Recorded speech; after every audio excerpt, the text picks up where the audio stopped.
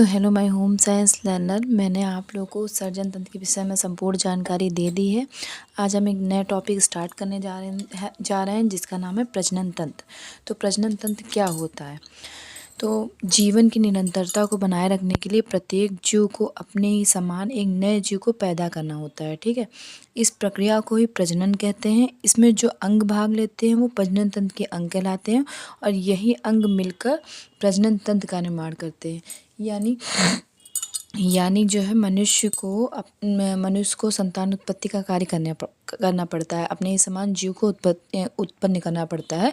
तो यह प्रक्रिया आपकी किसके माध्यम से होगी? प्रजनन के माध्यम से होगी। तो जो अंग इसमें सहायता प्रदान करते हैं वो हमारे प्रजनन के अंग कहलाते हैं और यही जब अंग आपस में मिल जाते हैं तो प्रजनन तंत्र कहलाता है। ठीक है, तो प्रजनन की प्रक्रिया कितने प्रकार की होती है? ये दो प्रकार की होती है। एक होती है लैंगिक प्रक्रिया और दूसरी होती है अलैंगिक प्रक्रिया। तो लैंगिक प्रक्रिया जो हमारी होती है इसमें दो जीव यानी एक मेल और एक फीमेल की आवश्यकता होती है। ये जो लैंगिक प्रक्रिया होती है ये मनुष्यों के मध्य होती है और जानवरों के मध्य होती है। इसमें मनुष्यों में मेल फीमेल और जो जानवर होते हैं उनके मध्य में भी मेल फीमेल वर्जन में मेल फीमेल जो होते हैं उनके मध्य में ये लैंगिक प्रक्रिया की जाती है। ठीक है, अलैंगिक प्रक्रिया किस में होती है? इसमें एक ही जीव जो होता है उसमें जो है संतान उत्पत्ति करने के लिए, नए जीव की उत्पत्ति करने के लिए दो लोगों की आवश्यकता नहीं होती है।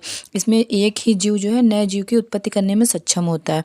ये प्रक्रिया अलैंगिक प्रक्रिया किस में होती है? ये अमीबा में होती है और पेड़ पौधे में होती है। तो इसको आप ऐसे समझ सकते हैं कि जैसे आप एक गुलाब की जो कलम होती है जो जिसको गुलाब की डाल भी बोलते हैं, उसको जो है मिट्टी में बो देते हैं तो वो अपने आप से ही धीरे धीरे खिलकर पौधा बनने लगता है। ठीक है, तो ये वही प्रक्रिया इसी प्रक्रिया को अलैंगिक प्रक्रिया से जोड़ा गया है। और स्त्री पुरुष का जो लैंगिक प्रक्रिया है उसको अभी हम आपको आगे विस्तार में समझाते हैं। तो यहाँ पे ये दो शब्द देख रहे हैं आप, वैसेक्टोमी और ट्यूबेटोमी। तो इन दोनों शब्दों को भी मैं आपको इमेज के माध्यम से बहुत ही आसानी से समझा दूंगी। तो चलिए हम अपना इमेज लगाते हैं जिससे आपको प्रजनन तंत्र के बारे में संपूर्ण जानकारी मिलेगी। ठीक है,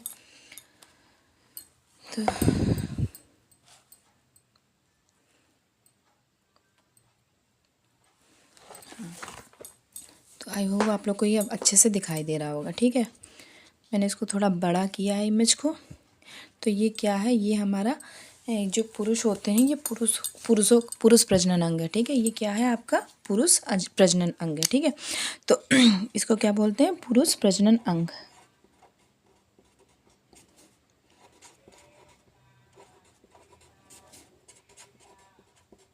ठीक है, तो आपने देख रहे हैं ये देखिए यहाँ पे, ये देखिए ये क्या है? ये आपके होते हैं टेस्टिस। ये पुरुषों में होते हैं टेस्टिस जिनकी संख्या कितनी होती है? दो। एक ये इनकी संख्या होती है दो। जो स्पर्म का निर्माण होता है वो इन्हीं टेस्टिस में होता है। तो ये स्पर्म क्या होता है? तो जो मेल का स्पर्म और फीमेल का ओवम जब परस्पर मिलते हैं तो निषेचन की प्रक्रिया होती है यानी फर्टिलाइजेशन होता है। फर्टिलाइजेशन होता है उसके बाद में ही एक नए जीव की उत्पत्ति होती है। तो ये जो स्पर्म होता है इन टेस्टिस में, तो यही स्पर्म जो है ओवम से मिलता है जिसके माध्यम से फर्टिलाइजेशन की प्रक्रिया होती है जिसके माध्यम से एक नए जीव की उत्पत्ति होती है और यही प्रक्रिया आपकी प्रजनन की प्रक्रिया कहलाती है। तो हम आपको ये आगे अच्छे से समझा रहे हैं। तो ये पहले समझते हैं इसके बारे में। इसको क्या बोलते हैं? इसको बोलते हैं टेस्टिस। तो हम चलिए यहाँ पे लिखते भी जा रहे हैं। इसको बोलते हैं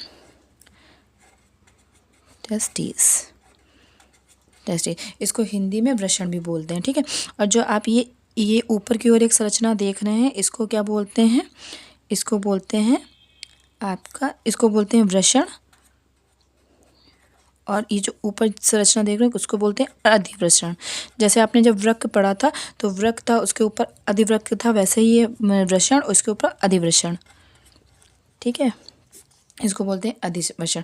उसके बाद ये एक पतली सी देखिए नली सी जा रही है। ठीक है, तो आप ये देख रहे हैं कि इसमें जो टेस्टिस थे इसमें आपका क्या हुआ? स्पर्म का निर्माण हुआ।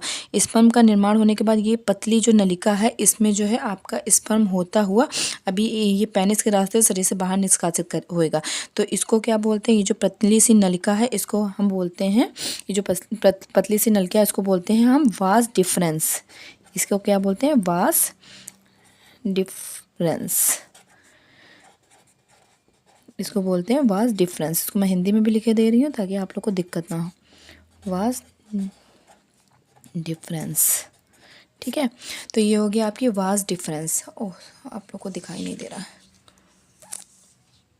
हाँ ठीक है, इमेज को हम छोटा ही कर रहे हैं क्योंकि लिखने पे दिखाई नहीं दे रहा है, इसलिए हम इमेज को छोटा करे दे रहे हैं। हाँ, अब आप लोग को अच्छे से दिखाई देगा। इसको हमने क्या बोला, वास्ट डिफरेंस बोला। ठीक है, उसके बाद में आप ये देख रहे हैं कि ये जो वास्ट डिफरेंस आपकी थी, ये इस नली के माध्यम से ये देखिए यहाँ तक इधर आई है। ठीक है, और ये जो आप देख रहे हैं, ये इसके ऊपर क्या है, इसके ऊपर है किडनी। तो आप जब किडनी से जोड़ के इसको पढ़ेंगे तो ये बहुत आसानी से समझ में आपको आ जाएगा। हमने आपको बताया था इससे पहले उस सर्जन में कि दो संख्या में दो किडनी होती हैं, फिर उसके बाद मूत्र वाहिनियाँ, मूत्र वाहिनी के बाद में आपको बताया था कि ब्लैडर होता है। तो ये जो आप ये चीज़ देख रहे हैं, ये पतली सी जो नली आ रही है, ये ऊपर से आ रही है। तो कहाँ से होकर आ रही है, ये आपकी किडनी के पास से होकर आ रही है। तो ये है आपकी मूत्र वाहिनियाँ, मूत्र वाहिनियाँ, ये है आपकी मूत्र वाहिनियाँ। और आपका जो यूरिन था वो किस में आ रहा था, किस में इकट्ठा हो रहा था, वो आपके हो रहा था यूरेटर में। किस में हो रहा था, यूरेटर यानी मूत्राशय में, सॉरी यूरेटर नहीं, ब्लैडर में। ठीक है, जिसको बोलते हैं मूत्राशय। इमेज काफ़ी छोटा है जिसकी वजह से थोड़ी प्रॉब्लम हो रही है, मूत्राशय। ठीक है, उसके बाद में ये हो गया आपके, ये ऊपर से आई जो आपकी ये मूत्र वाहिनियाँ थी, और इसमें ये आपके ब्लैडर में जहाँ पे मूत्र एकत्रित हो गया, जिसको बोला मूत्राशय। अब ये मूत्र मार्ग के माध्यम से शरीर से यूरिन बाहर निकल जाता है। ये मैंने आपको बताया था प्रजनन उसमें, उस सर्जन में। तो उस सर्जन में मैंने आपको क्या बताया था, उस सर्जन में मैंने आपको यही बताया था कि संख्या में दो किडनी होती हैं। उसके बाद में ये जो मूत्र होता है, ये मूत्र वाहिनियों के माध्यम से ब्लैडर में आता है, ब्लैडर के माध्यम से ब्लैडर में इकट्ठा हो जाता है। उसके बाद मूत्र मार्ग यानी यूरेथ्रा के माध्यम से शरीर से बाहर निष्कासित हो जाता है। ये मैंने आपको बताया था उस सर्जन के संबंध में, यूरिन का बाहर होना। अब हम यहाँ प्रजनन के संबंध में स्पर्म को बाहर आने की प्रक्रिया देखेंगे। ठीक है, तो जब आप इसको दोनों को आपस में रिलेट करेंगे तो आसानी से समझ में आ जाएगा। तो ऊपर आपका क्या थी, ऊपर आपकी किडनी है, ये मूत्र वाहिनियाँ हैं, यहाँ पर ब्लैडर है, यहाँ पे आपका यूरिन एकत्रित हो गया। उसके बाद यूरिन जो है मूत्र मार्ग यानी यूरेथ्रा के माध्यम से शरीर से बाहर निकल गया। तो जो पुरुष का प्रजनन अंग होता है, उसमें जो यूरिन होता है वो भी यही मूत्र मार्ग से यानी पेनिस के रास्ते से शरीर से बाहर निष्कासित होता है। और जो इनका स्पर्म होता है, ये भी आपका पेनिस के माध्यम से ही शरीर से बाहर निष्कासित होता है। ठीक है, तो यूरिन का मार्ग और स्पर्म निकलने का मार्ग सेम ही होता है। तो इसको अब स्पर्म के माध्यम से समझते हैं कि यहाँ पे आपके क्या हुआ, स्पर्म का निर्माण हुआ, और उसके बाद में स्पर्म आपका ये अधिवृषण में गया। उसके बाद में ये जो पतली सी नली आप देख रहे हैं, जिसको वास्ट डिफरेंस बोला, इस नली में गया। ये नली जो है आपके मूत्राशय के पीछे से होके जाती है। कहाँ से जाती है, मूत्राशय के पीछे से होके जाती है। तो पीछे से होके जाती है, तो इसको मैं ऐसे इधर से बना दे रही हूँ। ठीक है, मैं आप लोग को सामने से बना दे रही हूँ, लेकिन आप लोग समझ जाइएगा कि ये पीछे से होके जाती है, क्योंकि पीछे से तो बना नहीं सकते। तो आप लोग अपने हिसाब से समझ लीजिएगा। तो ये क्या होती है, ये मूत्राशय आगे होता है और ये नली पीछे होती है। तो नली पीछे से होकर जाती है, और कहाँ पे कहाँ पे आके खुलती है, ये आपके आती है इसमें। यहाँ पे क्या होता है, आपके होते हैं यहाँ पे प्रोस्टेट ग्लैंड। क्या होती है यहाँ पे, ये क्या है आपकी, ये है आपकी प्रोस्टेट ग्लैंड। यहाँ पे लिख देते हैं, ये आपकी प्रोस्टेट ग्लैंड, प्रोस्टेट ग्लैंड। तो ये प्रोस्टेट ग्लैंड देखिए, अब आपने देखा कि यहाँ स्पर्म बना और वास्ट डिफरेंस के माध्यम से इस नली में आया। उसके बाद में ये जो पीछे की ओर नली गई है, इसको हम लोग क्या बोलते हैं, ये जो पीछे की ओर नली गई है, इसको मैं यहाँ पे नीचे लिख दूँ, क्योंकि मैं इसको नीचे लिखे दे रही हूँ, जो पीछे की ओर नली गई है, क्योंकि वहाँ पे बहुत ज़्यादा वो हो जाएगा। पीछे की ओर जो नली जाती है,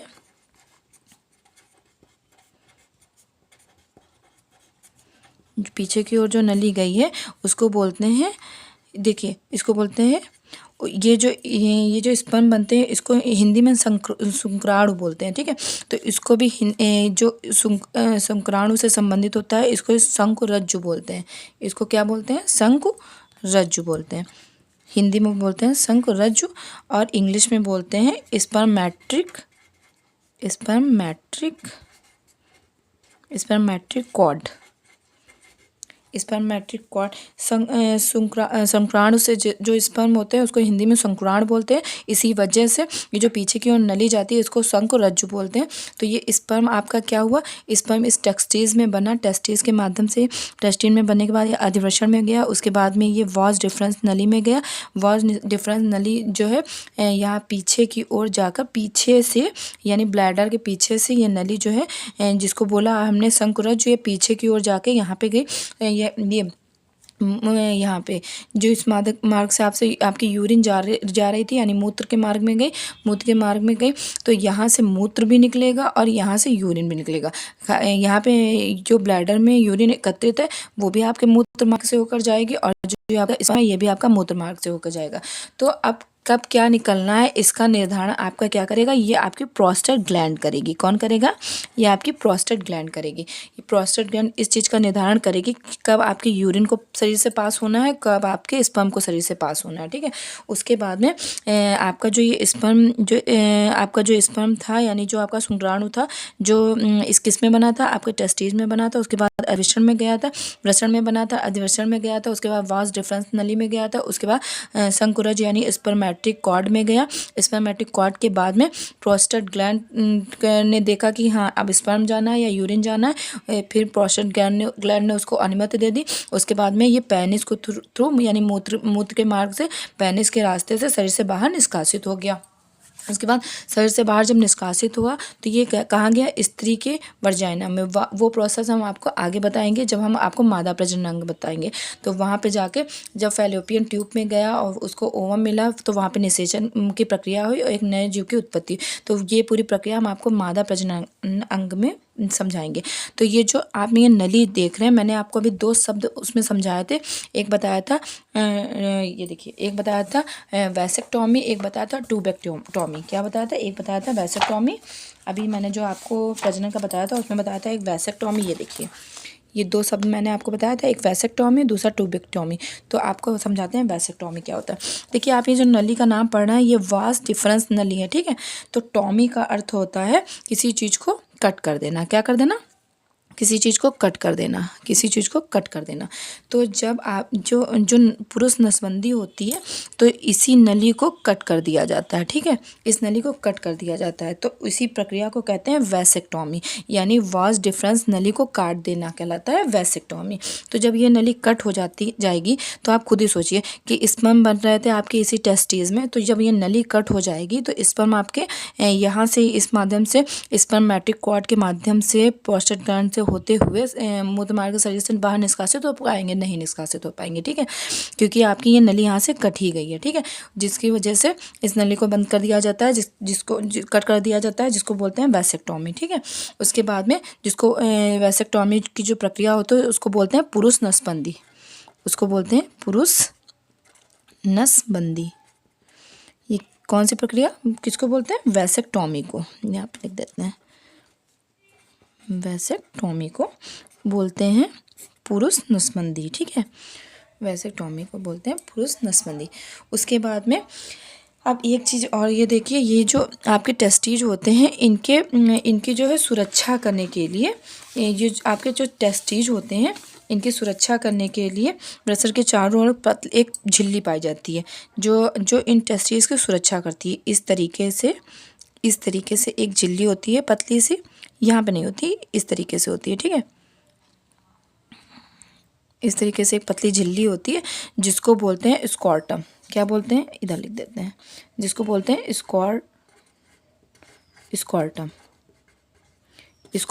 तो ये पतली झिल्ली क्या करती है, टेस्टिस की सुरक्षा प्रदान करती है। ठीक है, तो आपने क्या क्या देखा, चलिए हम आपको एक बार फिर से पूरा रिवाइज करा देते हैं। ठीक है, तो हमने क्या देखा कि आपके जो स्पर्म हैं यानी मेल के जो स्पर्म है उसका निर्माण इन 2 संख्या में जो 2 टेस्टिस हैं उसमें हो रहा है। ठीक है, इसमें क्या हो रहा है, स्पर्म का निर्माण हो रहा है। उसके बाद स्पर्म जो बन जा रहे हैं उसके बाद में ये स्पर्म जो है आपके जा रहे हैं अधिवृषण में, अधिवृषण के बाद में जा रहे हैं आपके वास डिफरेंस में, वास डिफरेंस के बाद में आपके ये कहाँ पे जा रहे हैं, वास डिफरेंस के बाद में ये जो आप देख रहे हैं वास डिफरेंस के बाद में ये पीछे से जो एक नली जा रही है जिसको बोल रहे हैं स्पर्मेट्रिक कॉर्ड, स्पर्मेट्रिक कॉर्ड के बाद में ये आपके प्रोस्टेट ग्लैंड अनुमति प्रदान करेगी कि कब यूरिन पास होना है, कब स्पर्म पास होना है।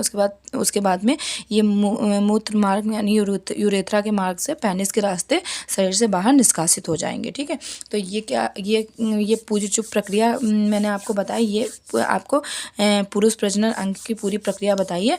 आई होप मैंने जितना भी आप लोग को बताया होगा ये आप लोग को अच्छे से समझ में आया होगा। ठीक है, तो अगर आप लोग की अच्छे से समझ में आया है तो प्लीज़ मेरे चैनल को लाइक करें, सब्सक्राइब करें, शेयर करें और ज़्यादा से ज़्यादा शेयर करें। अच्छा लगे तो प्लीज़ लाइक करें। ठीक है, थैंक यू सो मच। मैं इसका जो मादा प्रजनन अंग है वो उसको मैं आगे बाद में बताती हूँ। Thank you so much.